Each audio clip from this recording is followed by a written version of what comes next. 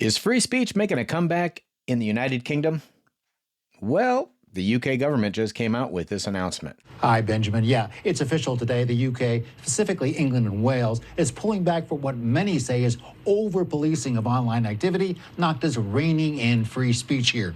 The Home Office saying it's failed to keep up with the digital age, sending police officers into people's homes, making arrests, keeping records over posts commenting, for example, on a person's characteristics like race, religion, sexual orientation. They go on to say in their post, police time will no longer be wasted investigating legal social media posts, freeing up officers to patrol the streets and tackle real crime. By scrapping non-crime hate incidents, we are balancing the protection of vulnerable communities while respecting free speech. The head of London Scotland Yard has been quoted as saying their officers were being put in an impossible position in which laws were drawing them into toxic culture war debates. UK Prime Minister Starmer has also been on the defensive, saying we have had freedom of speech in this country for a very long time, and we will always protect it. Today's move, in fact, gets the UK more in line with the states where First Amendment protections on speech steer authorities to act more on direct threats of violence, not just offensive rhetoric. Critics say, though, the new moves don't go far enough, just setting the bar higher for the police to act. The guidelines are set to be fully in place by early next year. For some, couldn't come sooner. Now, I don't want to sound like I don't believe the British government, but I don't believe the British government.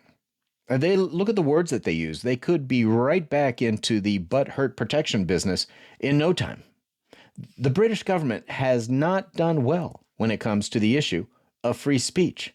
Apparently, there are laws that are counterintuitive and antithetical to any concept of free speech.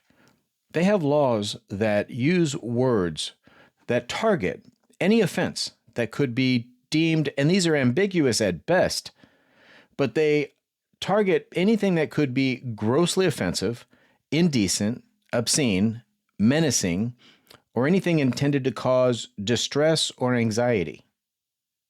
I just got a little anxiety trying to figure out what the hell that means. Apparently, these laws have led to, since 2023, have led to over 12,000 people being arrested, and many of them put into prison for their offensive posts. Now, in America, anything that you see online that's grossly offensive, indecent, obscene, menacing, or intended to cause distress or anxiety is called Tuesday. But since in the UK, people just aren't getting the message or going along with the program, they decided to make this announcement for whatever it's worth. Apparently, their officers are just overworked, trying to figure out which post to respond to first. For every one post that they do respond to, two more pop up. It's just becoming too much for them. Now I know you're asking yourself, here, this is America. What's this got to do with me? Well, here's a recent example of the feelings police hard at work. And this one has a twist. An American living in Britain saying police asked her to apologize for a Facebook post. Something that we believe you've written on Facebook has upset someone. You're here because somebody got upset. Is it against the law? Am I being arrested? You're not being arrested. Then what are you doing here? My plan was, if you were admitting that it was you who wrote the comment, we could just make an apology to the person. I'm not apologizing to anybody. I can tell you that.